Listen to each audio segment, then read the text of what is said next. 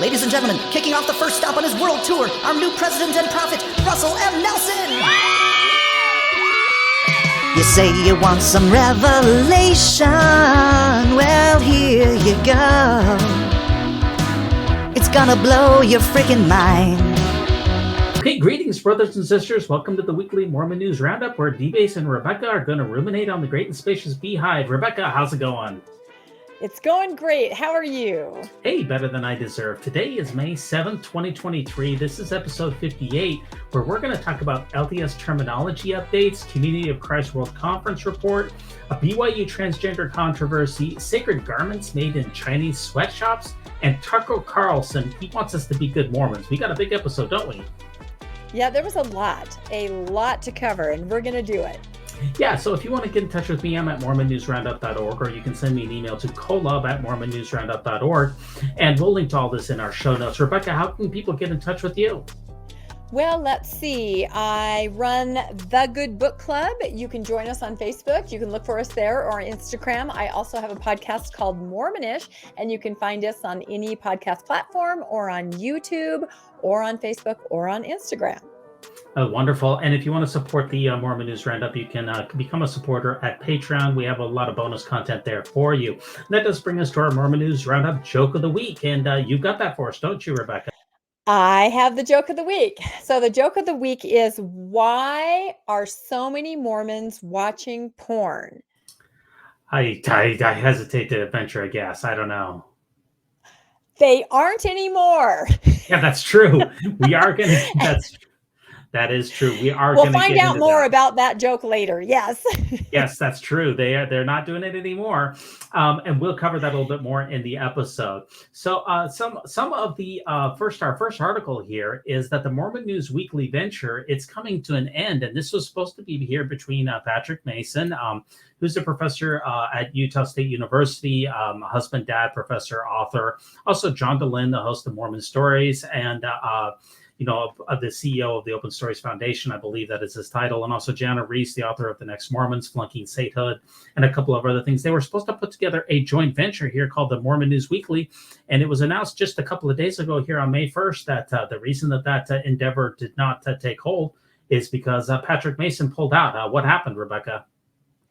Well, I think he did a couple episodes, and I think he started to get, as he said himself, some pretty strong pushback. I think mostly I got the impression from faithful members who really thought it was probably something that he should not be doing. I know he talked about how the Midnight Mormons had done an episode about him being on that program and saying that he probably should not be on it, giving credibility to John DeLynn. He shouldn't be on there. So I think he got a lot of pushback. And then I think he started getting pushback, as he described in his own words, from friends and colleagues who said they felt when he turned toward this kind of interaction, perhaps with John DeLynn, that he was turning away from them. And he just made the decision in best interest for him and his family that he would just not continue with the program. Yeah. And first of all, I would like to say, I wish them the very best, but all joking aside, no one competes with the Mormon News Roundup. That's all I can. True. Maybe they just listened to this podcast and realized that no one can compare to this humble endeavor. I'm joking here, but I am amused here a little bit by some of the comments section. When I read the comments, I hear people saying, oh, this was a great idea. If only someone could put something like that together. And also, gee whiz, I wonder if it sounds like a great endeavor, but, nobody can put something like this together. I'm just amazed that I guess people are just not necessarily aware of this podcast. They're not. And now it's your moment to shine. Fill the void. That's how most people become famous. There's a gap or a void and somebody steps in to fill it. So let's get the word out there, everybody. Mormon News Roundup, filling the void one broadcast at a time. Yeah, I did reach out to Patrick Mason, and I told him that he'd be welcome to come on our podcast to fill that gap in his own heart, because apparently he loves Mormon news and he does not have an outlet. And also maybe he can get right with the Lord by coming on this podcast. Not sure about that, but the first step, towards getting out there is to come on the podcast. So, I wish them the very best, because, Rebecca, as you know, we've had excommunicated members, non-members, fundamentalist members. We've had very quote unquote faithful people. In fact, we had a couple of months ago, we had Jim Bennett, Rick Bennett, and Greg Matson, all very faithful members of the church who came onto this podcast. And we've had repeat members. We've had everybody on. So I know the weekly Mormon News Roundup, they had, I don't know, I guess I'm just a C-list podcaster, and those are all A-list personalities. I understand. But we're trying to do what they failed to do. That's right. And you actually are doing it, because you do have guests from the entire gamut of the Mormon to faithful to post-Mormon world, and everybody gets along and everybody talks about news stories. So you literally have already been doing what they were trying to do for over a year now. So I wish that more people, in all seriousness, would know more about your program, because you are accomplishing what they set out to do. As we say, no one held hand can stop this podcast from progressing. Now, we want to give you a couple of updates here, Rebecca. The Lori Vallow trial, it is continuing, and I found one highlight here that I want to play from you. Obviously, we could spend an entire episode on this, but, I am a little bit surprised here that the quote-unquote mainstream media is not covering this trial more than it is. We're only getting some News Nation, and, we're not seeing CNN out there. We're not seeing Fox News out there. But this is a pretty good summary here of what happened this week. And I just want to play this and get some reaction. I want to bring in someone now who knows a lot about prosecuting a criminal case. Adam Levy served 2 terms as New York State District Attorney. He's going to be one of 3 judges on the new show Tribunal Justice, which premieres on Amazon Freevee on June the 9th. Okay, Judge. I'm going to leave it to you, since the defense attorneys didn't do much. Why wouldn't they, right out of the gate on cross, even though it's a DNA expert, why wouldn't they say, would it be unusual for a mother to have a hair located near her 7-year-old child and his jammies and his bed? Why wouldn't they do that? I couldn't think of a reason why they wouldn't do it, because clearly it's their first opportunity to let the jury know that there are alternative explanations as to why that DNA and the hair could have gotten on the duct tape. Now, just because they didn't do it during cross does not mean that they will not mention it over and over again on their summation. That's oftentimes where the defense is going to try to tie all these loose ends and try to establish that reasonable doubt is on summation, and that may be their strategy. However, they could have done both, and I don't know why they didn't. So I'm still waiting for a lot more of these big walloping days, because we're in the final stretch, right? I think we're looking at possibly wrapping up the prosecution's case, wrapping up this week. So what do you think her best defense is going to be at this point? We've heard a lot about Chad. We've heard a lot about Alex looking terribly, terribly guilty, but we have not had that super nexus that brings her into the conspiracy and then has her committing some act in furtherance of the conspiracy. What do you think her best defense is? Well, I completely disagree with those people that would suggest that it's Alex that put her up to this and she was afraid of Alex. I believe Alex was dead already as of December of 2019.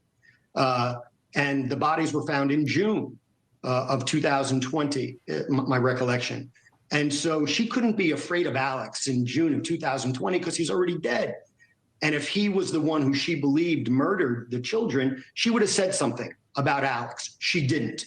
So in my opinion, it doesn't do any good to point the finger at Alex. That's going to fall flat. The only real defense that I think she has would be to say that she was afraid of Chad, of her husband, that he was the one who was involved, that she was afraid of him killing her. That would seem to be the only thing that I would think would, could ensure, that she walks free if the jury bought it. The problem is there are photographs and videos of them together. There's no getting married in Hawaii. There's no way, in my opinion, that a jury is going to, who has already seen these photographs, is going to believe that Lori Vallow was legitimately afraid of her husband. I just don't, because they're dancing on the beach and they're telling the rental agencies in Hawaii, we don't have kids, we don't have any, we're empty nesters, and they were in complete bliss. So I think you're right about that. And not one single witness has come forward to say that Lori told them that she was afraid of Chad at any time whatsoever. Never once. So, Rebecca, there we have it. We've had 3 weeks of prosecution. The prosecution is just about to wrap things up. We have Lori, her DNA is on the duct tape. on the child's body. And what is the defense? See, this has all been prosecution. We haven't heard anything from the defense yet. Is she going to blame it on Alex? Is she supposed to blame it on Chad? The problem here is that she's got pictures of herself getting married and happy bliss. How are you going to say that my husband was some kind of a monster and forced me into this when you're getting married on the beach with him in Hawaii? And same with Alex. She doesn't mention to anyone that Alex was a problem. What is the defense on this going to be? I think her defense attorney has a very difficult road ahead because I do not believe she really has a defense, and she knows it. I'm not even sure she wants one. If you listen to the phone call that was taped between Lori and her sister, where her sister hysterically kept asking Lori, you know, I love you. I've defended you. Give me something that I can use, that I can tell people. Tell me a reason. Exactly like you were just saying. Tell me that Chad forced you. Tell me something. And all Lori said in just this chilling voices, you couldn't understand. No one knows. You don't get it. So I believe she's very much in a fantasy world still, that she's this otherworldly being, this goddess. She's on a mission of epic cosmic proportion, and her children were just collateral damage in that, as she had to get rid of their mortal bodies to save their soul. I know it's this whole big convoluted fairy tale. And so I don't believe that she even is probably participating in a defense, because she, I believe, believes in what she did. And I just hope that she never wakes up from that fantasy, because can you imagine waking up someday and realizing? And her sister kept saying in the phone call, is there anything that any of us could tell you to show you you've been deceived? You know, but no, she was calm as anything, just saying, nope, you don't understand. You don't know. It's bigger than you. You know, she's just in another world. So if she's that way with her defense attorney, I think all they can do is maybe make a case that there was more influence from Chad. Maybe he brainwashed her. Maybe it was a Stockholm syndrome kind of thing. But again, that dancing on the beach and that other phone call, I'm sure most of your viewers and listeners have heard it. The most chilling part, I thought, is how the sister kept saying, you were dancing and your children were in the ground and you knew it.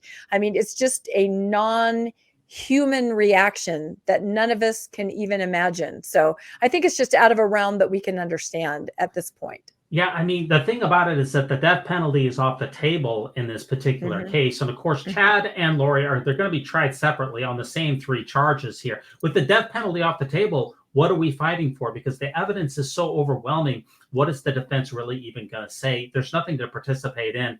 There's really almost no chance in this. And I just want to bring this up as well, that the church for the first time, you know, what does this have to do with the church? First of all, we know that Chad Daybell is an excommunicated member.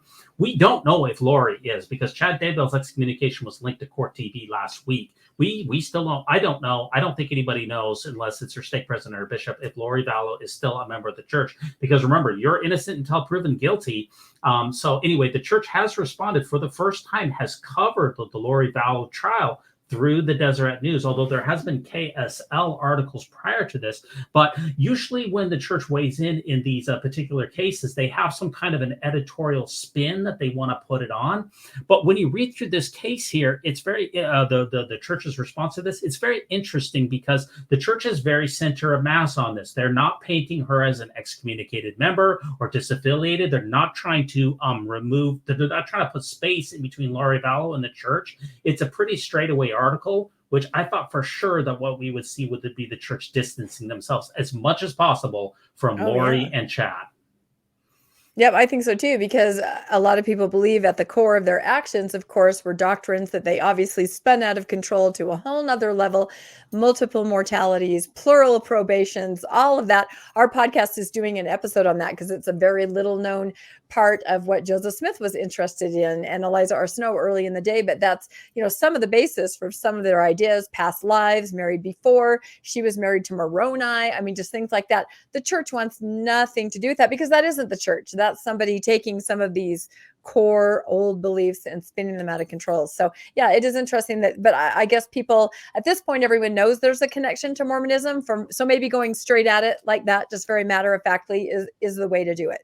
And that's why also we've only had 1 article in 3 weeks. So that the church basically, I wouldn't be surprised if we don't get a lot more articles. The church, okay, we're going to cover this because this is a national news story, but we're not going to bring up his church affiliation. The fact that she went to the temple the day prior, her and Chad, to the day prior the children appearances. We're not going to mention that.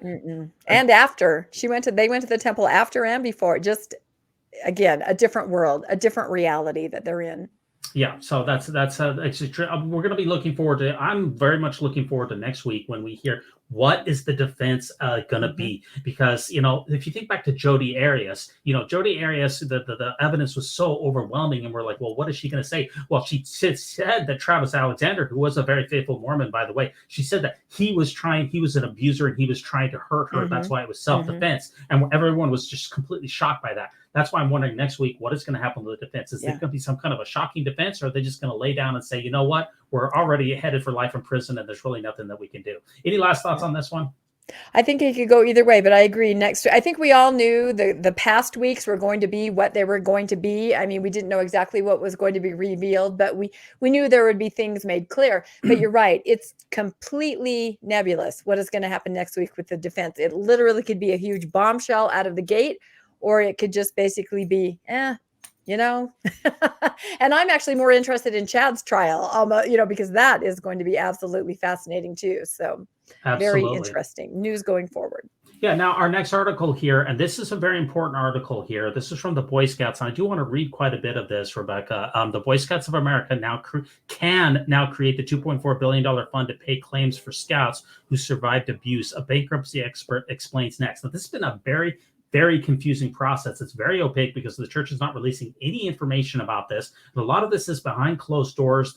We just don't have the information that we need. This is the best article that one of my Patreon supporters pointed me to this, and it's really, really good. I do want to read a little bit of it. So back just a couple of days ago, April 19th, 2023, the Boy Scouts of America declared that it has exited its bankruptcy case after clearing one of the last legal hurdles.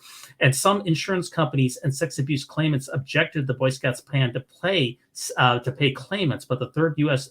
District Court of Appeals held that the plan can go ahead. So there's 82,000 scouts, and there's going to be $2.5 billion. And this is for everyone who's been abused in the scouting program, including LDS scouting program, for the last 80 years.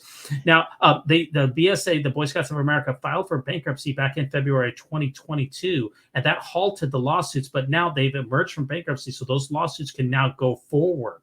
So there's been 85,000 scouts here who were abused. Now, 10,000 of them went ahead and accepted the $3,500 payout. You can say, I want my money now, and I won't wait for litigation or anything else that's going to take place. About 10,000 scouts have opted for that $3,500. Now, just a couple of other things here.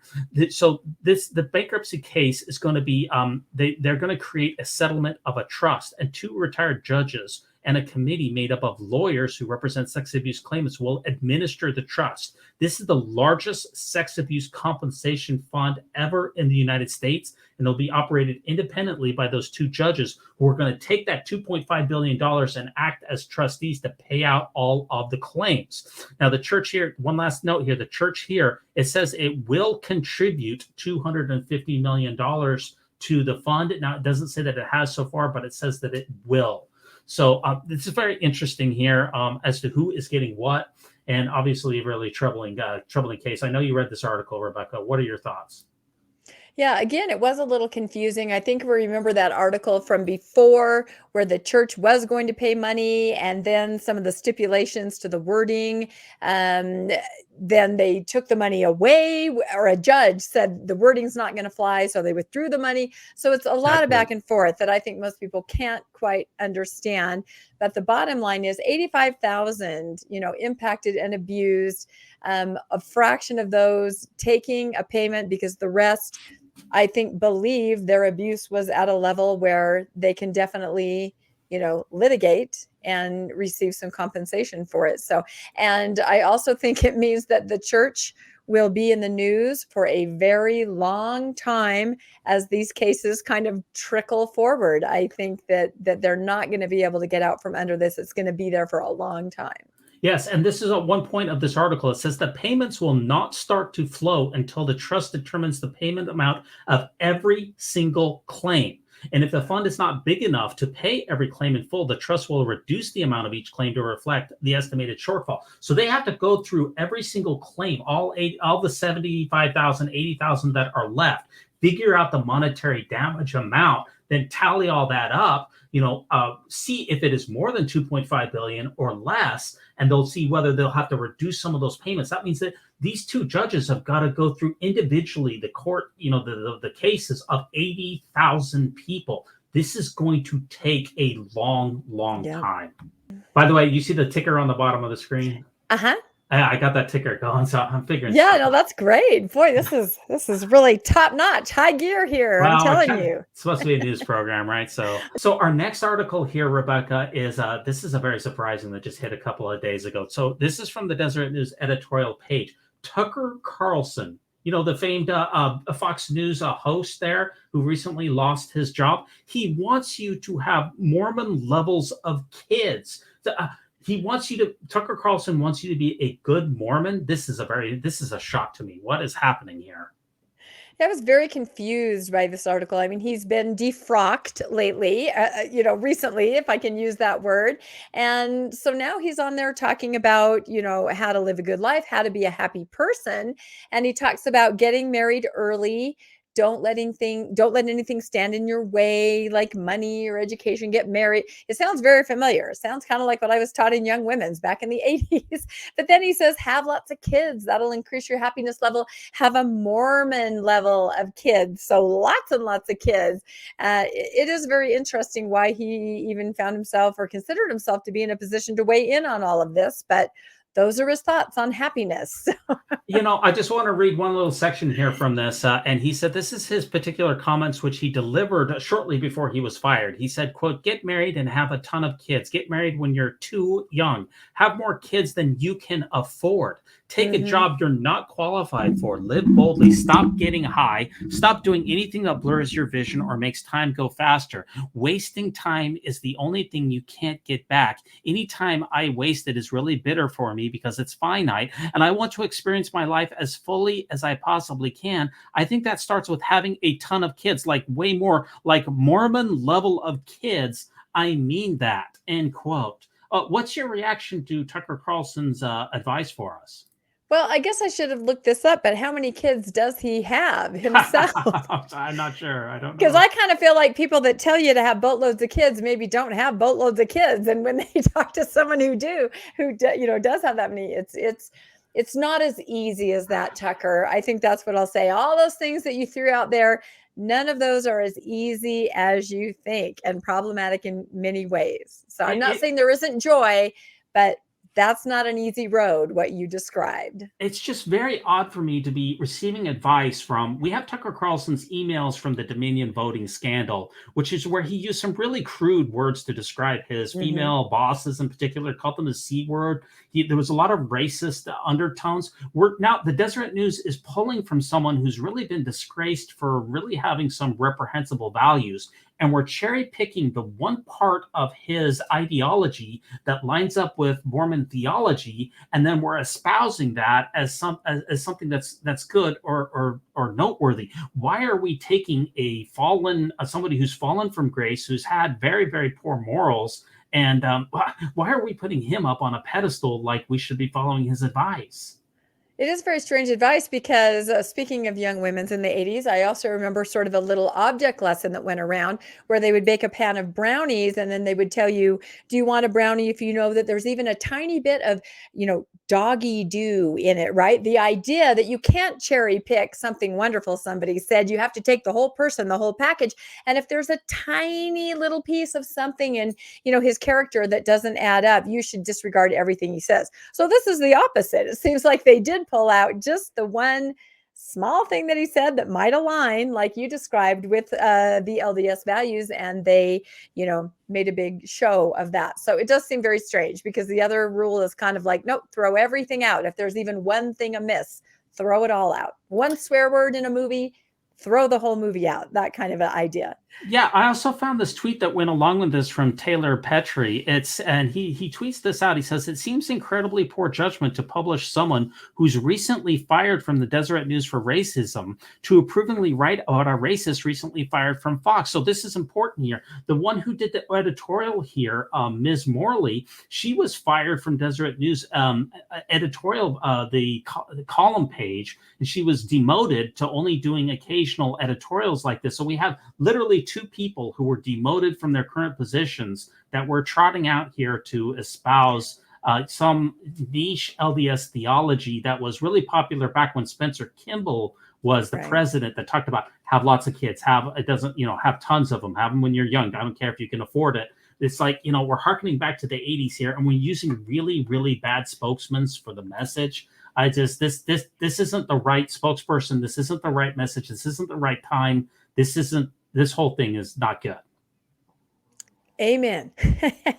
I agree with what you said. Maybe they feel a kinship to each other. I don't know. Both demoted, they have a lot in common, but it almost seems like a Hail Mary. Oh, we'll throw this out here. It'll make me look like a good guy. It'll make me look like a good writer if I put this out there. So maybe there's sort of a hidden agenda to putting that forward. I know a lot of people like the far right Fox News editorial opinion pages, and people have a lot of solidarity with Tucker Carlson. Some people feel that he was unjustly fired and that he has a real big following, and maybe the church is trying to capitalize on it. This is the wrong person to try to capitalize on that.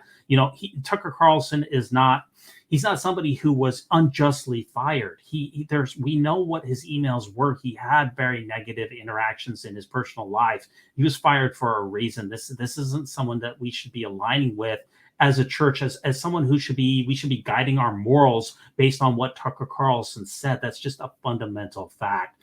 Now, our next article here is from the Come Follow Me manual here. And I found this to be very interesting. Changes are coming to the Come Follow Me in 2024. And the article here, written by Ryan Jensen on the 30th of April, 2023, says, consolidation of teaching resources aimed at continuing the simplification of teaching the gospel at home and church. So what's happening with this article here, Rebecca? Well, in the past, we've had a manual sort of tailored to each age. I was a primary teacher for a long time, so they have a manual for the little guys. They have a manual for, the 10-year-olds. They have a teenage manual for Sunday school. They have a Relief Society manual. They have a priesthood manual, all these things. Well, I think some of these manuals were problematic. In recent years, things have slipped by. There have been some white and delightsome quotes. There have been some interracial marriage quotes that were still in the manuals. I know when I taught primary, there were some very disturbing stories from like the 30s or 40s about prophets that I would try to paraphrase them for the kids because I thought I needed to teach out of the manual, and their eyes would get huge because it just didn't translate to today, to kids today. So I understand what they're trying to do. They're now going to have one manual. One manual shall rule them all, right? Like Lord of the Rings. And, yeah. Yes, I'm that geeky. And so they're going to have one manual that everyone will be able to use. Is written at sort of the 4th grade level is kind of what I understand. So really there won't be too much to change. But my thoughts on the manual, it's going to be one manual. So I'm trying to picture somebody who teaches the 4-year-olds. And here they are with a manual that's also being used that day in Relief Society.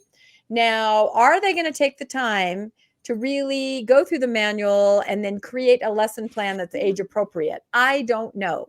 They may just read the title. This is probably what I would do. They may read the title, and then they may just kind of come up with their own thing. So I think we may be headed back to the days when I was in primary, where people did tell their own faith-promoting stories, rumors, exciting events, and they kind of made up their own curriculum. So I feel that maybe people will have almost less correlated lesson material because people are going to go rogue. They're going to create their own lessons to make them age appropriate. Yeah, I mean, one thing about this is that you're going to have 5-year-olds and 90-year-olds all using the same manual. There's supposed to be the concept of when I go to churches, you have the milk before meat sort of situation. 90-year-olds, they're supposed to be able to handle the meat of the gospel, have, the more interesting conversations, get into deeper theology, be able to, take things to the next level. Whereas a 5-year-old, they're not ready for every single gospel content. Well, this basically says that, there is no meat. Everyone is going to be feeding at the same trough. The same lesson you get when you're 5, you'll receive that same lesson again when you're 90. 85 years of the same message over and over. And people are, they're saying, why are people leaving the churches? Because they're not finding excitement. They're not finding interest. They're not finding additional light and knowledge that the Father was supposed to send to us. Well, if you're using the same manual for 85 years, that's a real problem. It is a problem, and I feel it is finally the culminating result of correlation. Honestly, I'm old enough to remember pre-correlation, and there were some dynamic, exciting lessons. There were extra materials. There were all kinds of things discussed. Correlation, that starts to end, and now we're at the pinnacle. We've got one manual for everybody. Like you said, a 3-year-old, a 90-year-old, it's going to be the same your entire life. And there is no meat, like you said, there really isn't. And people, I believe, are just going to be bored to tears. This really reminds me a lot of Warren Jeffs, the FLDS prophet who ran the Alta School in Sandy, Utah for many years. And he gave the same devotional lessons for everyone in that school who was from age 5 all the way to age 18. Everyone gets the same message. That's a common tactic. And just one other thing, I was a classroom teacher for many, many years. My degrees are in education, so I guess I can weigh into this maybe a little bit better than some of my other topics where I'm really out in right field and I have no credentials. But there's a thing called differentiation, which is when you're in a classroom. Let's say you have a classroom that has 30 12-year-olds. The difference between your best learner and your worst learner, your smartest person and your not smartest person, that can be incredibly wide, even with the same age group of only 30 people. If you're trying to have a classroom that's basically from 5-year-olds to 90-year-olds, the difference in knowledge, the ability to differentiate those lessons is going to be absolutely impossible. Yeah, I think so too. And I worked for a company at one point where we did gather materials for textbooks for children of different ages. And you're right, it was like a K through 12. And everywhere else, they take great care to tailor lessons to learning styles, age levels. It makes a big difference. What's interesting to a 12th grader could be terrifying to a kindergartner. There are levels. And that's why I say the manual's not going to do this anymore. They may as well just put out an outline that says, talk about the plan of salvation today. And then again, up to the individual teachers. So there's going to be a lot of rogue elements. It's going to be really interesting to watch if it works or not. Absolutely. Now, our next article here is last week was the Community of Christ World Conference, which they only hold every 3 years. And it just concluded this last Sunday. It was 6 days in a row, mostly night. I think they had about 8 or 9 sessions, each of which were about 2 hours long. And let's just give you the highlights of what happened here. It was in Independence, Missouri, wrapped up last Friday afternoon. There was approximately 1,800 delegates who went to the conference. So each congregation, you vote for your delegate who goes and represents you, kind of like an American primary situation, kind of like some states, especially Utah, does a primary situation here. And, a couple of the takeaways here that I think the highlight of the takeaway was there's a new president of the Council of the 12 Apostles, Mareva Arnaud of French Polynesia. She's the first non-native English speaker in that role. And she's also one of 6 women who are part of the Council of the 12 Apostles. They also weighed in on, the climate emergency. All Community of Christ jurisdictions are encouraged to be responsible for reducing carbon emissions.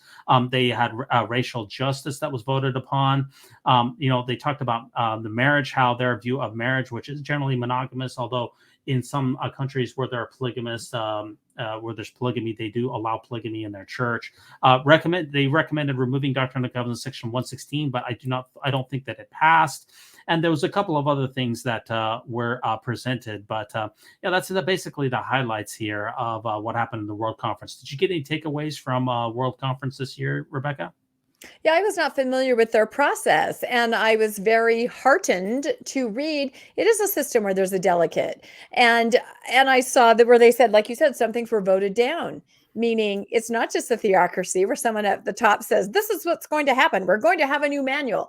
No, these guys would vote on a new manual, the delegates representing the people who appointed them to be the delegates. So I thought that was extremely interesting. I also thought it was interesting how they talked about a process through which you can form online congregations. So you yourself can put together a group and then you could possibly meet geographically.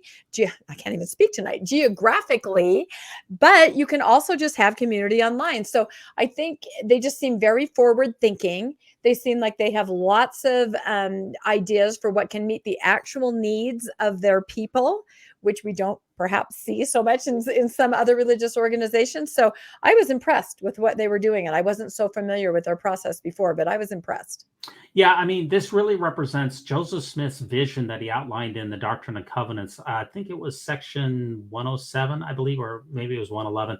His vision of how the church was supposed to operate with basically the checks and balances, kind of like the three branches of government that the American, our American government is founded on. That's basically his philosophy, was that the first presidency, the Council of the 12 Apostles, and the High Councils were all equal in authority. And then there would be common consent, there would be representation. This is basically Joseph Smith Jr.'s vision of how a church would be democratically operated, is really come to fruition, and I find it to be very inspiring. So I love what I'm seeing from there, and I wish that we could take those ideas and incorporate it into this LDS church as well. Any last thoughts on this?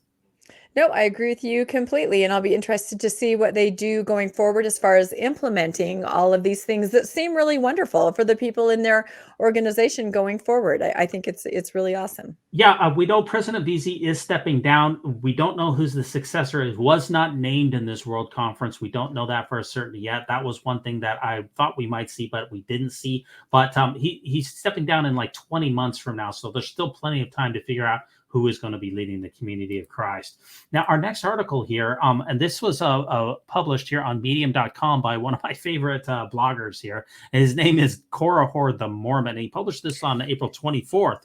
And this is a very interesting article to me. And maybe this is old news for some people, but this is the first time I came across it. And it's unveiling the truth, the hidden reality behind temple garment production. So he's got some leaked photos here on this particular site here. And what are we seeing in these photos here, Rebecca? Well, it looks like some people are manufacturing garments, sort of an assembly line, sort of close quarters, but it definitely looks like garments are being manufactured. Oh, you can really tell in that picture. Look at that. Just dozens and dozens of workers bent over sewing machines, working on garment fabric.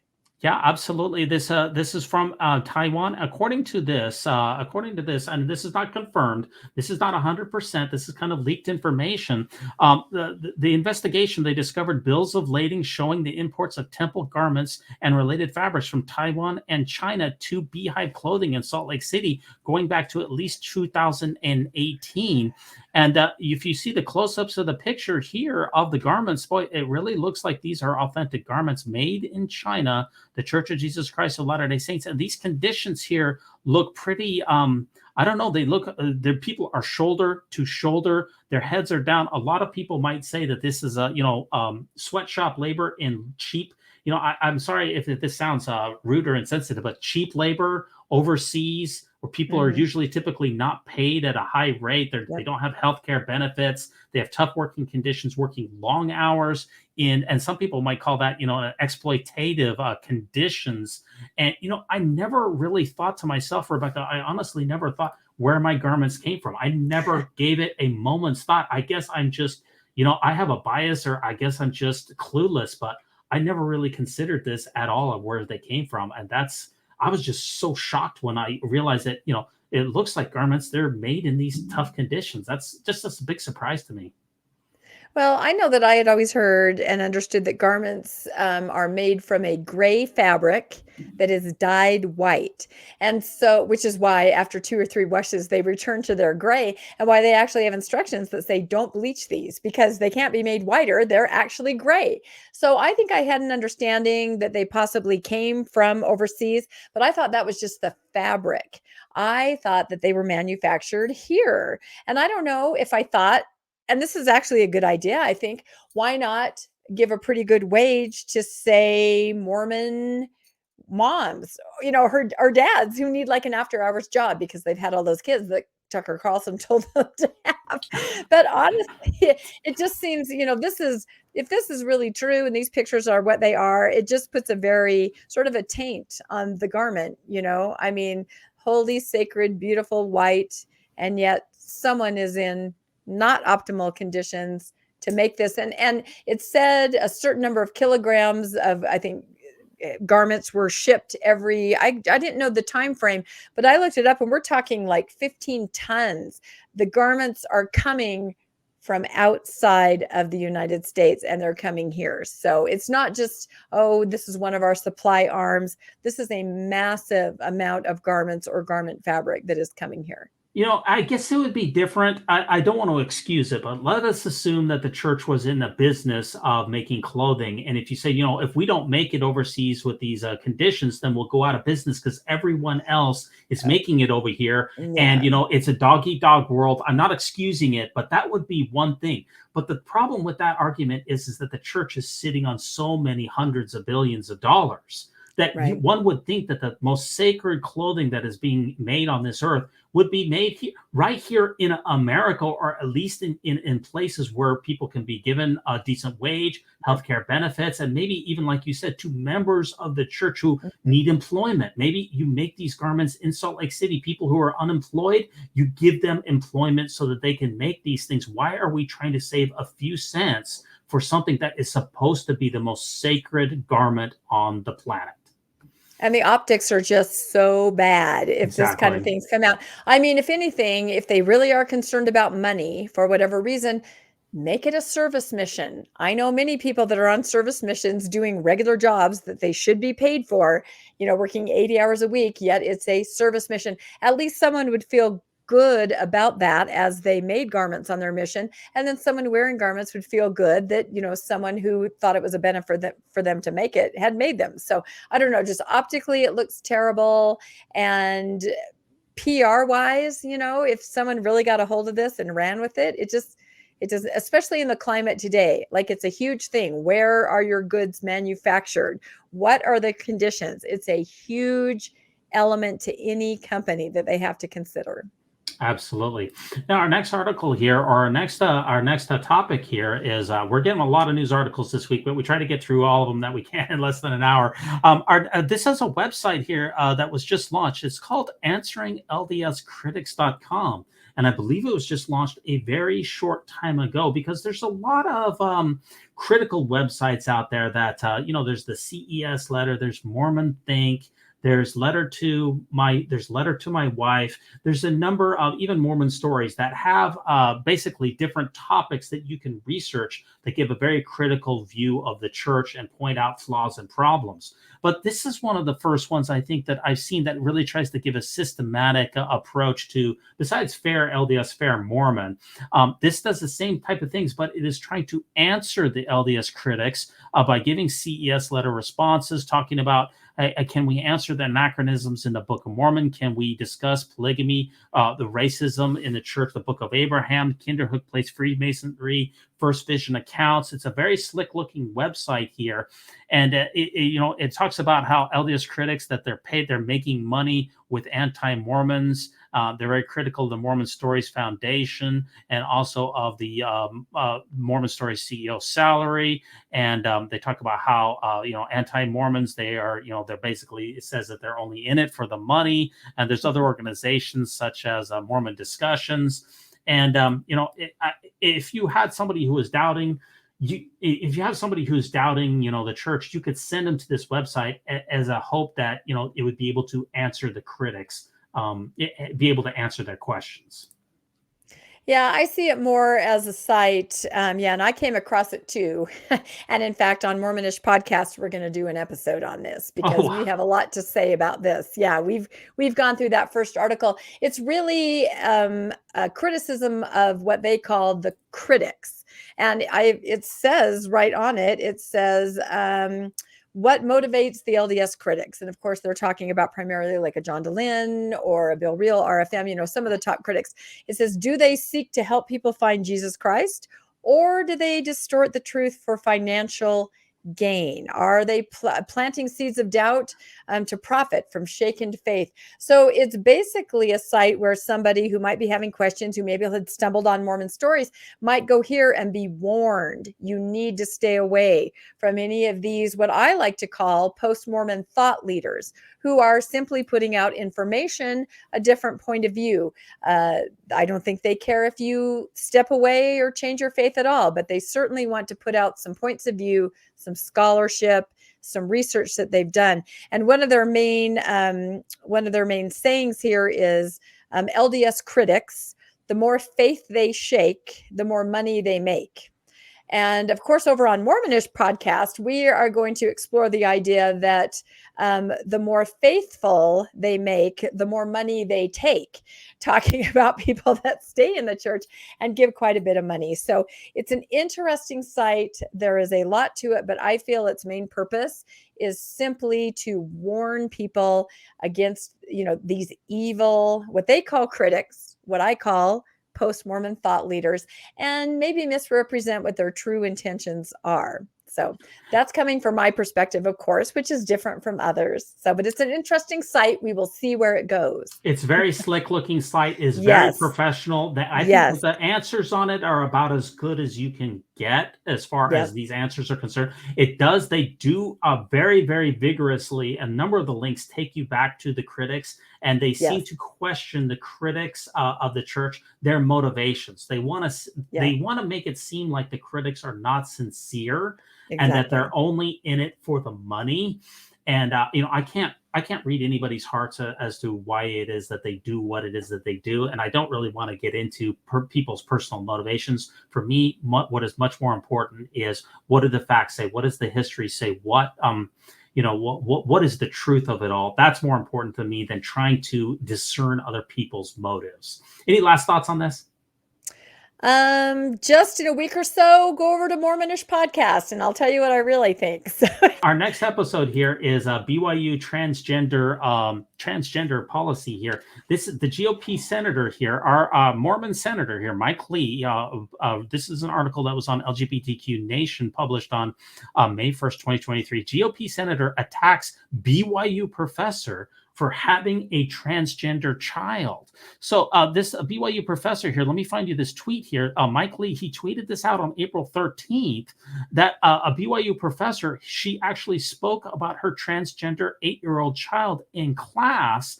And Mike Lee, he seemed to have taken some issue with that. He says that's commonplace at most universities, but BYU? ?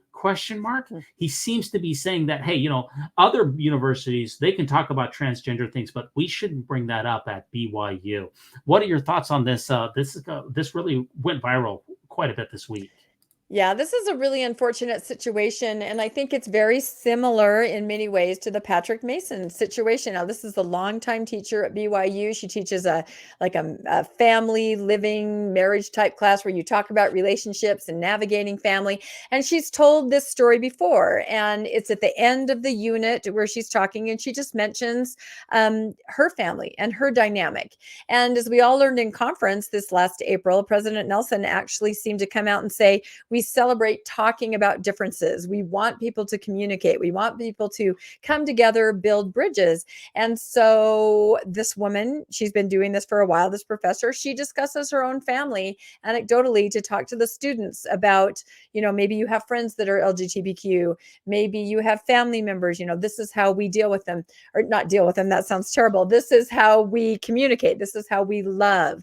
And so apparently a newspaper on campus picked up on the fact that she'd mentioned her transgender child. And then Mike Lee picked it out of the newspaper, tweeted it, went viral.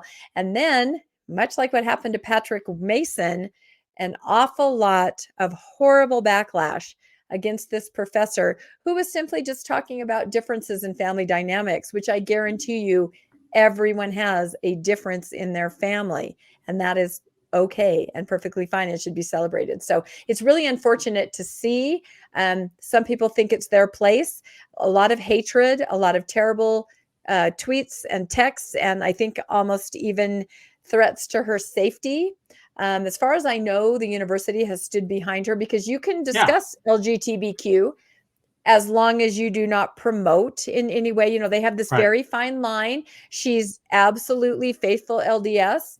And it's just really unfortunate that there are some more extreme to the right members who just have no place or tolerance for anything that's different. Yeah, absolutely. Well said. Now, this is Professor Cohn here. She said at the end of her lesson, she just talked about her transgender child as an example of why Latter-day Saints need to be compassionate. And she said that she has seen that people have a need to belong in their own family and that there's a lot of pain associated with this particular issue. And she didn't promote transitioning or any other practice that was contrary to what the church teaches. So she wasn't advocating that 6-year-olds should have, radical surgery or start hormone treatment or anything like that. She just said, I have a transgender child, and this is how we've been dealing with it. And this is one of the few times here that, that the church has really backed up its BYU professors. It's amazing that Calvin Burke tweeted this out. He said, it's amazing and wonderful to see BYU doing something that it has heretofore never done. It's defending its professors against the scourge upon humanity that is Senator Mike Lee. So BYU stood behind their professor and said, she didn't teach anything that was contrary to church policy or doctrines, and she's not trying to destroy faith. So no, she's good to go. And that makes me wonder, why is Mike Lee trying to get involved with this situation, since it's not even against church doctrine or practices? I guess just the mere idea of someone mentioning that transgender people exist is an affront to someone like Mike Lee. Yeah, and I think maybe he was just doing kind of a clickbaity little thing. I'm not even sure that he realized. He was just going, what?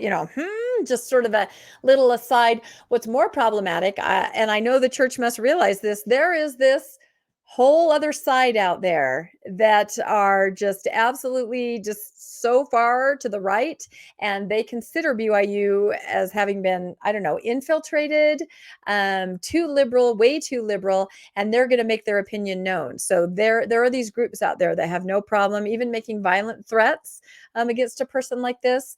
And I know the church knows that they're out there, but has never addressed anything like that. So you see these kinds of threats. These threats were made against Patrick Mason for what he did. These threats are made a woman like this. I know of situations where people have been invited on more nuanced podcasts and told you cannot, threats have been made. So I think there are a lot of more progressive, nuanced Mormons that would like to talk about topics, build bridges, discuss differences, but they may be nervous because there's this other side out there. I think it exists. Yeah, we just had somebody who just today who said that they couldn't come on this podcast because of the Strengthening Church Members Committee, and they run a very popular website. So yeah, the backlash is really real. And what you said about certain individuals in the church who don't want to acknowledge things and are very, very far right wing. This is a typical tweet that went along with this particular article. And this was from @ThoughtfulSaint, who was responding to Mike Lee and this whole entire Professor Cohn BYU transgender situation. And he tweeted out that there is no such thing as transgender. There are transvestites and people who experience gender dysphoria and people who suffer from malformed sexual biology. It's literally impossible to transcend your gender. Stop using dishonest language. And that is an extremely common sentiment that you get from a lot of, I don't know if you want to call them far right members of the church. I'm not sure what you want to call them, but that's a very, very common view. And it seems to be one that Mike Lee, I'm trying to guess here, but it seems like one that he would feel very comfortable espousing. I know. I was surprised that I still wonder if he could not have foreseen probably what that happened. I just still feel like he was making a little, it seems to me that he should come out now and retract it. I'm so sorry, I misspoke. I didn't mean it in that way. This is a wonderful woman, please. I just feel like maybe he could do a lot if he would say that, but I don't know politically if now that's even in his best interest to do it. But I think it got away from him for sure. Now, the rumor mill here, and this has been churning for a couple of weeks, is that the handbook transgender section in particular is going to receive an update. And that's something that I think is long awaited. In fact, you talked about in our coordination call how there was an 8-year-old trans baptism in your own ward or state that's been put on hold pending a possible update that people have been waiting for a while now. Yeah, this is a very interesting, again, Mormonish did a podcast on this that's dropping on Friday. There's so many current things coming out. You just have to keep up. But definitely Latter-day Stories. People have been investigating this upcoming change to the handbook, which would address transgender individuals and not medically transitioned, which is in the handbook. This would be socially transitioned individuals, meaning if you change your pronouns or you dress differently differently, or, the social ways that you could transition, you would be denied ordinances, including baptism. And this anecdotally, a friend of a friend, there was an 8-year-old child who was ready to be baptized. The bishop was on board. The stake president was on board.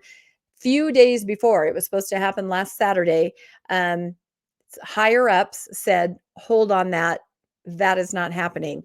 Everybody was devastated, of course, including the bishop and stake president. Apparently, they also really lobbied and said, no, this is not right. We need to baptize this child. And it didn't happen. So that tells me that there are changes coming, and that this instance is one of the first, because you usually hear it that way. It trickles out where something is not done. And then you find out later, a few weeks later, that there's going to be a handbook change. So this, I believe, we can't even begin to imagine the ramifications of this. I feel that almost everyone I know has a transgender or transitioned family member, friend, loved one. I think this will be a time where people will really have to do some soul searching, much like the November 15th policy. I feel this will be like that, only different, because everybody's seen it before, knows what happens, the aftermath, the horrible aftermath. I think this just could have a ripple effect that's going to be huge if it really happens. Yeah, we'll have to wait and see. I think that something is definitely rumbling. I don't think all of these rumors are over nothing. And I think that we are going to see an update in the trans policy in the near future. But that's not the only handbook policy, by the way, that was updated. And that's from this week here. A letter went out here on April 30th to brothers and sisters. And this was in regards to protecting children. And this was a pretty big step up here from what we've had before. What is this letter that went out? Which was signed by the first presidency? What was this letter? Can you summarize what happened in this letter here, Rebecca? That was read over the. It was read over the pulpit. It was read over the pulpit, yeah. Right? And I'm interested to get your take on it, because I woke up on Sunday morning to some glowing, gushing, social media posts about they finally done it, and I actually thought it was mandatory 2-person bishops interviews. That's what I thought it was, because some of these social media posts were saying, way to go, Sam Young, who's been a champion of protecting youth for a long time, was excommunicated for that. But as I read through it, it seemed to be very similar to what had been in place before. Dual leaders for classes, dual leaders for activities. The one thing that they did add is now virtually. There has to be, no, and I believe this is that court case that was a couple months ago where a bishop had been texting a young girl, and, it had blown up, and he'd gone to court over it. So from what I can see from this letter, and maybe you can correct me, it mostly is a virtual instruction, no texting, Zooming, that kind of stuff. And anytime there's any kind of, I don't know, fireside online or something there, you have to make sure that your leaders are 2 or more deep. So I saw it as just kind of an addendum to what already existed. What did you notice? Was there something I was missing? I think it's a very, very minor step forward. I don't think it is very earth-shattering, because it says, first of all, that at least 2 adults should be present at all virtual and in-person church-sponsored activities. So that is a positive step. But then it's just said that leaders should avoid one-on-one contact with the child or youth unless they're clearly visible to others. And that also includes avoiding one-on-one text messages to children. Yes. It only says to avoid them. It doesn't prohibit them. So it is a very, very small step forward. Obviously, as we all know, much more could be done.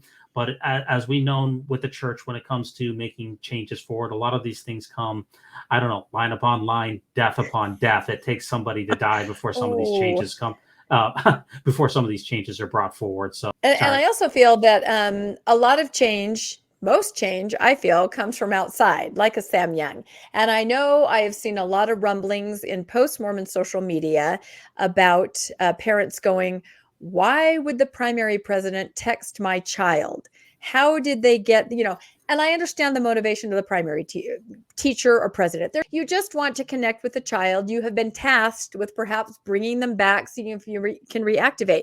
You drop off something, you might send a text message. But I also understand the parent's point of view. Why is this many times a stranger, just a new leader texting my child? And is this confusing to my child? So I have seen that on social media, like a lot of rumblings on this. And now here it is in the handbook. So I feel that they do keep their eye on what parents are saying. And nobody should be texting your child that you're not aware of, no matter how well-meaning, even though I do understand their motivation. And in most cases, I think it is very innocent. But this policy is great. Just don't do that anymore. Just don't do it. Yeah, I wish the language was a little stronger, but it Yes. is a step in the positive direction. Our next article here is, we covered this before last week, but this has also hit the mainstream news here, and this is the Riverside, California sex abuse case here, and this is an unprecedented level of punitive damage that this particular woman was awarded when she was abused by her stepfather, and also her mother was part of the settlement because she didn't report it. This woman, when she was a girl at the time, her stepfather was abusing her. She went to multiple Mormon leaders. They did not report it to police. Now this has hit some mainstream news. It's a 2-minute clip. I just find it interesting because there's a lot of sex abuse claims out there. A lot of times they don't hit the mainstream media, but this has. So let me play this for you and look at your thoughts. Riverside Superior Court jury awarded a woman $2.28 billion for the sexual abuse she endured for years committed by her stepfather. You said billion with a B? I said billion with a B. Wow. Yeah, the woman sued for damages against her stepfather, the Church of Jesus Christ of Latter-day Saints, and her mother, who she said knew about the sexual abuse, but did nothing to protect her. The huge jury award of $836 million in damages and $1.44 billion in punitive damages is largely symbolic and unlikely to ever be fully paid. The stepfather admitted to molestation and rape in a sworn deposition testimony, but didn't appear at trial. This abuse occurred in their home and at the property of the Mormon Church, in which both Doe's, as in Jane Doe's, parents were active members. Yeah, that was billion with a B. That is a lot of money. A rim-rocking number to me. Yeah. And it is amazing. I'm not going to bring anyone else into the situation or any other religion into this situation. I'm just going to stick with this one. To make that kind of settlement makes a big statement. And I would be interested to see what the number for, I'm trying not to say other religions, but there have been. Black Report, you can say it. We family. In the Catholic Church. They have dealt with molestation. Yeah. And I haven't seen a number that big. And yet there's a place called the Vatican that has more money than some countries. And so that is an interesting thing to happen. Yeah, I mean, this is probably one of the biggest numbers, one of the biggest judgments that I've ever seen. Yeah, right? And who knows, what this might signal to other survivors, right? Maybe it might, encourage them to, summon the courage, to bring forth their cases. But it's a shame how many adults knew about this. I mean, the molestation, according to the report, started when she was 5 years old, right? And people in positions of power and influence and authority did nothing. If anything, they tried to shame her. They tried to silence her. Right. And that happens far too often, not just in, the Catholic Church, but it happens in a lot of institutions. And so, we all have to not just look for the signs, see something, say something, do something. What are your thoughts here, Rebecca? Well, my first thought is they do not know that the Mormon Church also has as much money as a small country. They have no idea. I think a lot of people would be stunned. I think as that becomes more clear on national news programs, more people will find out. My other thought is what a difference in trying a case in California and trying a case in Arizona. I wonder what the difference could be. I wonder what is Arizona? I'm sorry, I'm being facetious, but again, a huge difference.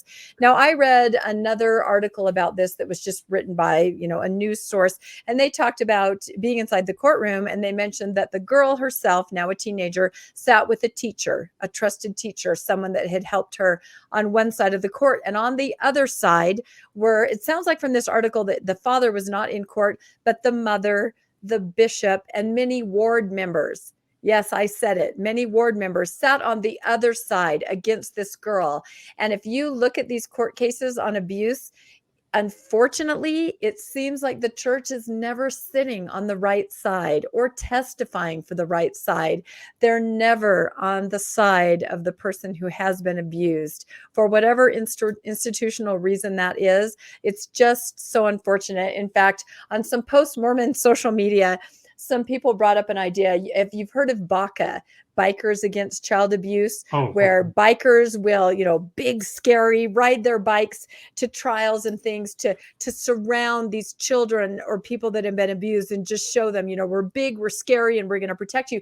Somebody said, can't we come up with a post-Mormon kind of a BACA where we would just go and attend and say, you're loved, you did the right thing. I mean, I know there's probably no realistic way to do that, but it's so disheartening to see everyone else lined up on the other side of the room, and the girl with her teacher, not her religious leader, who you would think would be the first one to embrace someone in this situation, is your church family.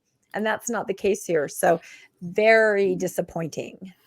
Yeah, this is a really, really sad case. And, it's interesting to see how people who don't have much of a background in religion and Mormonism and things like that, see how they approach it. They just see this fantastically huge number that, we've never seen anything really like this before. Right. Over a $2 billion judgment for a single case. That's just a real earth shatterer. Now, you did talk about the Arizona case. Now, that case is still ongoing, by the way. We don't know what the final award of that is going to be. I can go out on a limb here and say it's not going to be $2 billion. But yeah, there is a big difference in where these cases are tried. And it's a very, very sad case.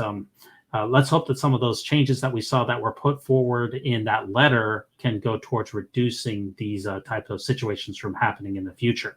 Now, our next article here, Rebecca, is really in your neck of the woods here, because the church, to my understanding here, rolled out a new program here in the last, I believe it was in the last week, but it hasn't been very long at any rate. And it's a new program here that's called the Church Mentoring Program.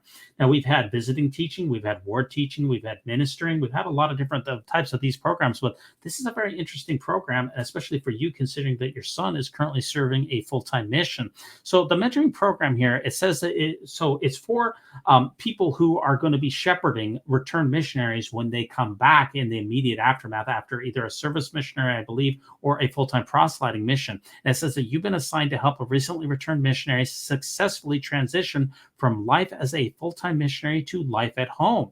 Returned missionaries had many experiences while serving as a missionary that have taught them how to live principles such as faith in Jesus Christ, hard work, diligence, and service. As a mentor, your role is to help this returned missionary continue to live these principles. So I assume that when your son comes home, what is he, about a year away, that he'll be assigned a mentor as part of this program, right? Yeah, it's very interesting. And I certainly understand why they're doing this. The statistics are, I would think, alarming from the church point of view, that a lot of returned missionaries, number one, they return with depression or mental illness or trouble adjusting. Others step away from the church, like within 6 months of their mission. There really are statistics to back that up. And so I think this program is something where, a trusted ward adult, a faithful member, will shepherd this missionary, help them make this transition. Now, I hope these mentors will get training. I hope that they're just not the well-meaning lady down the street. I hope they will get some training to be able to talk to kids that age and see what they need, because a lot of missionaries come home with a lot of trauma.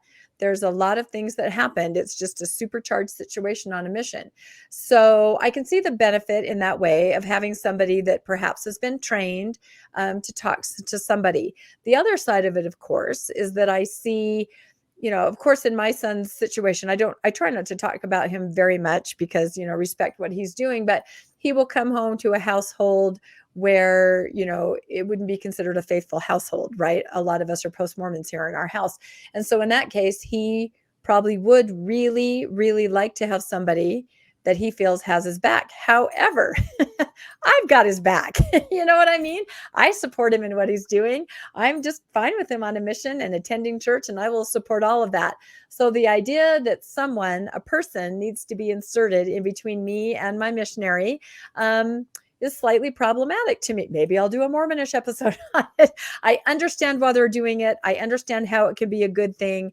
But again, I've had this situation with another son where a mission president inserted a lot of goals for my son that my son still really adheres to, without maybe going over these goals with, family who know him better. Anyway, that's another story. But again, it's a gray area, support for the missionary. Yes. Support at the cost of relationship with family, or the fact that family is the one who should be the one in your corner. Maybe that can be a little complicated. So I'll wait and see how it turns out. But I think they have good intentions with the program, because people come back troubled and people are leaving. So they're trying to give them a lifeline. So I will say that. Yeah, I mean, it used to be unheard of to have a returned missionary leave within a few months of his mission. I mean, it used to take, some people who would leave the church, it used to take them years or even decades after being a returned missionary. And we're seeing people come back.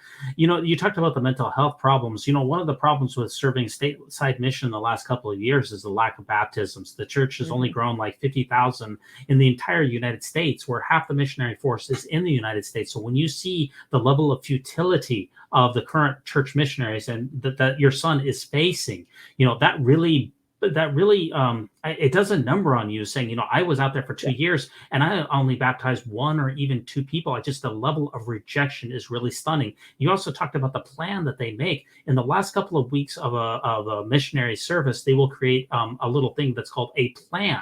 And of course, they generally do that by themselves and not really with their family. And so when they get back with their family, their plan doesn't necessarily align with what their family is going to do. So, the transitions between being a full-time missionary and coming back to enter the civilian world, or whatever it is, the normal world, it's very, very challenging. I hope that this mentor program, as you said, is the people who are assigned. It's very important that you don't just have your QAnon guy from down the street as your son's mentor. That's that's not going to do him any favors. No, that's what I'm saying. I hope they're vetted, and I hope that they have training to be able to deal with young adults, because it's a whole different world now for young adults. Yes, it definitely is. Now, we've got 2 last articles here, and this is kind of an interesting one here. Pornhub blocks all of Utah from its site. So the people in Utah who visit Pornhub will now be greeted by someone who is going to tell them to ask their representatives to change the age verification law. And this was the brainchild here of your governor, Governor Cox. He's cracking down on TikTok. He's cracking down on pornography. He's cracking down on everything here, Rebecca. Yeah, he is. I made this prediction a while ago. We did conference predictions back in the beginning of April on Mormonish, and we said social media is becoming such a problem for the church, especially TikTok, all of that. And of course, they introduced this bill, which would not allow children under 18 at all to get on without a lot of protocols from parents. And I have a feeling it's not just the governor. I have a feeling it's, some other influences in the state. I'm not going to name names, but I feel there are influences.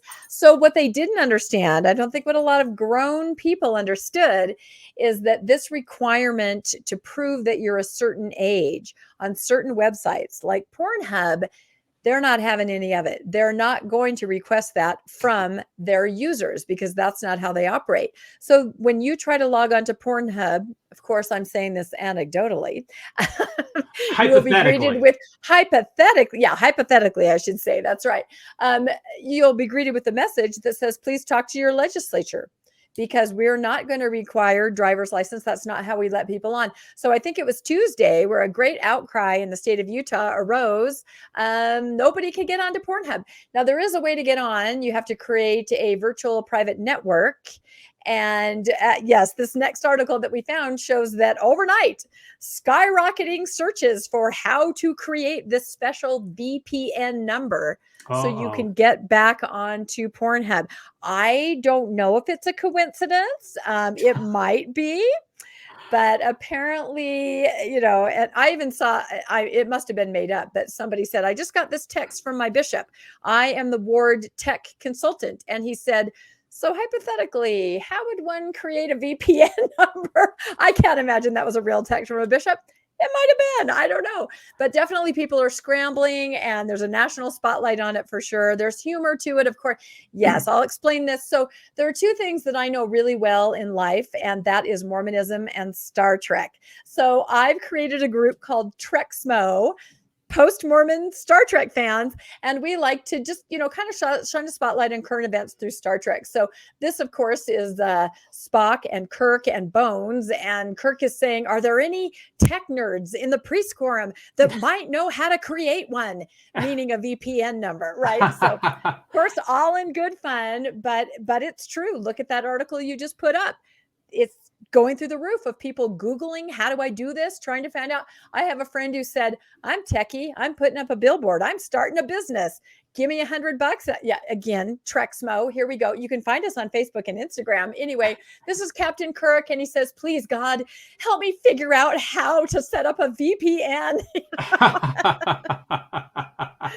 I mean, you do make fun, but then again, it's like you're a grown adult. You should be able to get on the site that you want. And then you have all kinds of helpful people saying, oh, well, forget Pornhub, go on this and this and this and this.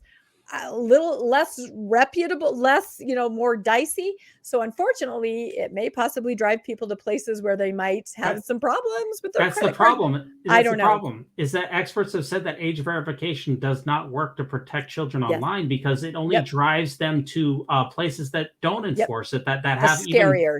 That have even more harmful material, that is less safe spaces where they can be preyed upon. And it only exposes adults to more risk of identity theft, because if you have to verify your identity and put in a bunch of information, that information can be stolen by that information can be stolen by bad actors. So it's like and there's data hacks, there's extortion.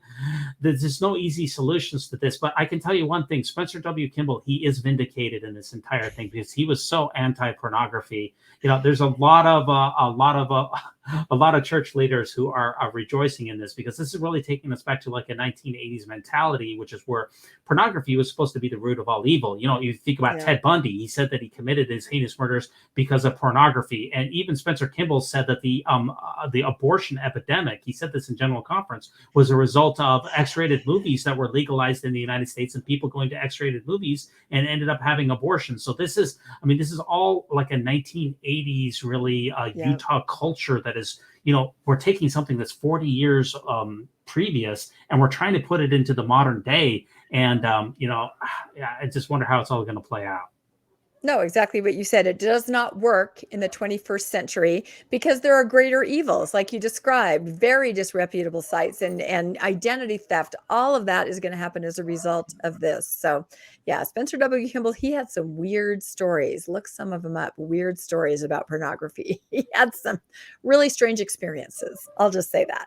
Yeah, if you also come over to our Patreon site, you can. I have some bonus content about Spencer Kimball, who I was in the ward with him when I was in the Monument Park Second Ward when I was growing up. He was my neighbor, and I have some interesting stories there on our Patreon site for you.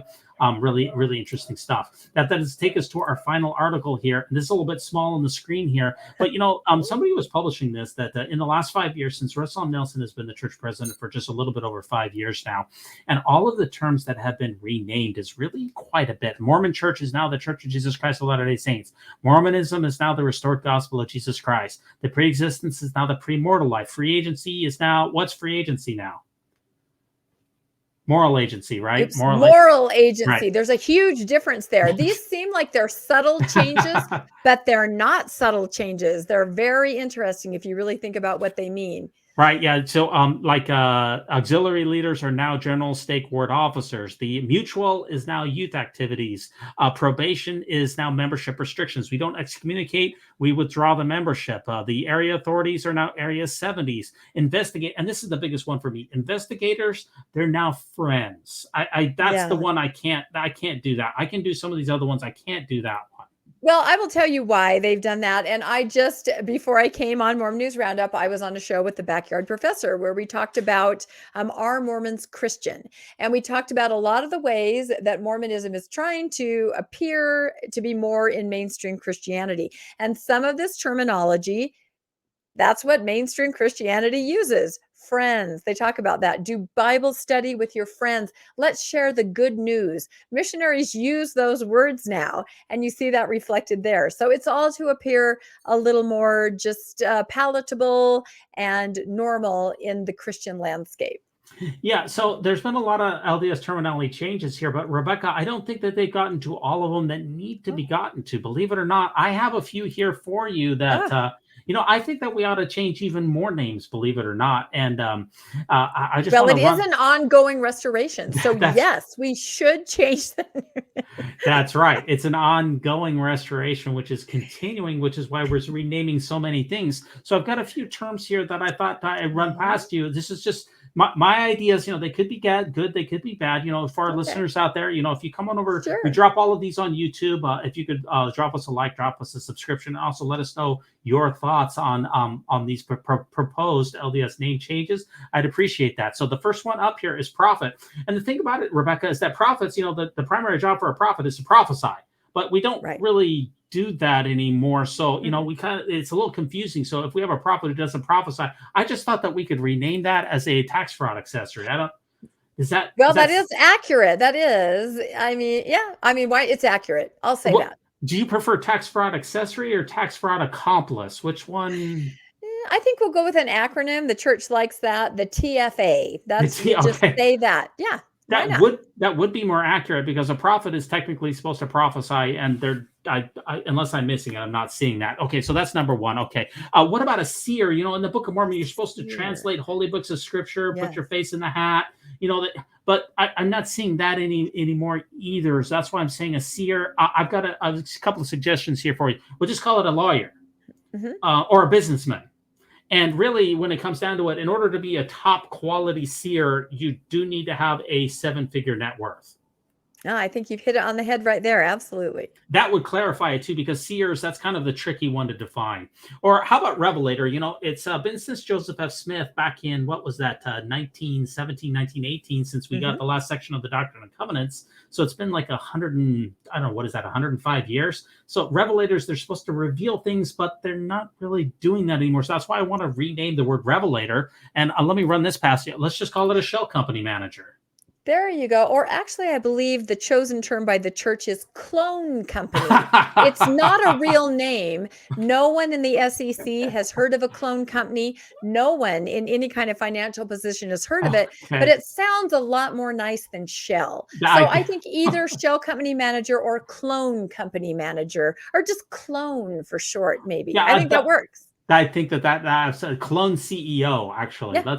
That sounds good. Works. Okay, I'll have to update the slide there. And we also have apostles, but apostles, they were supposed to be personal representatives of Jesus, But the thing is we have Dallin Oaks, who said that no one in the first presidency of the Council of 12, they've seen Jesus, and no one that he's aware of. And we have lots of prophets who've gone in times past, from Joseph F. Smith to others, to Heber J. Grant, who all said no, they haven't seen Jesus. They don't know anybody who has. That's why I kind of want to maybe rename the word apostle here. And how do you like this? Instead of apostle, we'll just call him an anti-gay rights activist.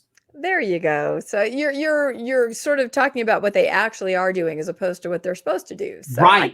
I think that clarifies. Now I got this picture here out of the Liahona, and I always get these two. Is this Suarez or is this Gong? I always get those two mixed up. I'm not sure. Oh wow. Okay. I'll have to go back and figure out who that is. I can't remember who that is off the top of my head. Yeah, now, it's hard with a mask. It is hard. It's hard to tell. It is. Now the General Authority 70s. That's kind of a confusing term. A lot of people don't really know the difference between area authority, general authority. It can all be very confusing. That's why I want to simplify this for it. And I'm just going to call that a water bottle crusher. And there it is. That clears up any confusion, because that's what they are. That's perfect. That seems to be the primary job. And also Area Authority 70, well, that's just somebody who memorized the church handbook. I call him a general handbook zealot. That seems to be more accurate. That too. Yeah. Now, the General Relief Society president, that's kind of a long term here, I think we can shorten that up a little bit, and we'll just call that a grandson homicidal storyteller. That's a little shorter. That is a supercharged title. We'll have to think about that one. I'm not sure. Okay, that may be a miss. I may need to revisit, but it is more accurate. You might need to. It is accurate.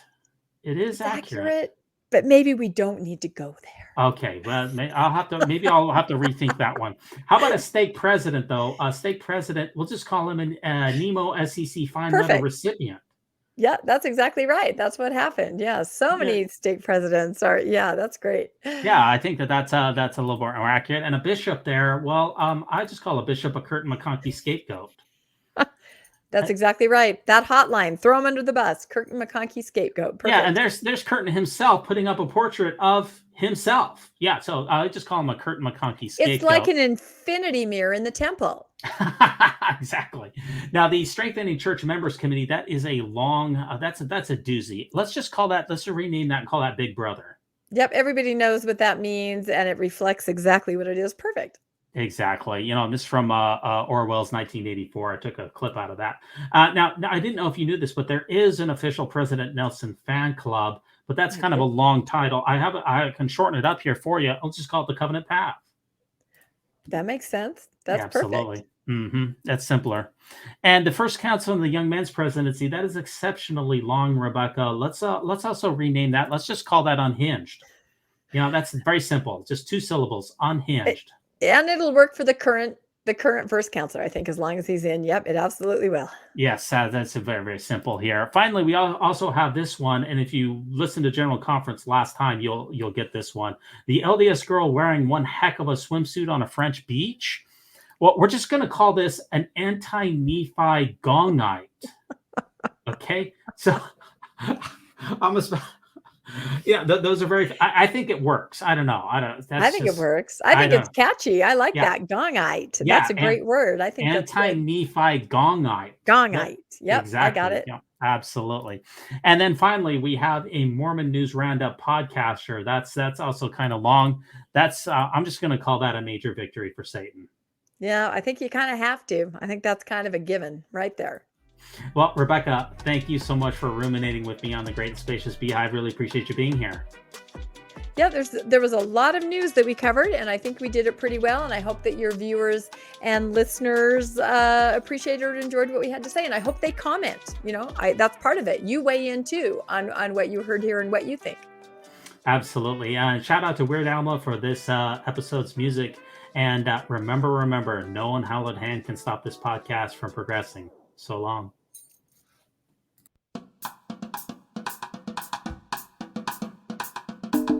When it comes to nicknames of the church, such as LDS Church, the Mormon Church, to remove the Lord's name from the Lord's church is a major victory for Satan.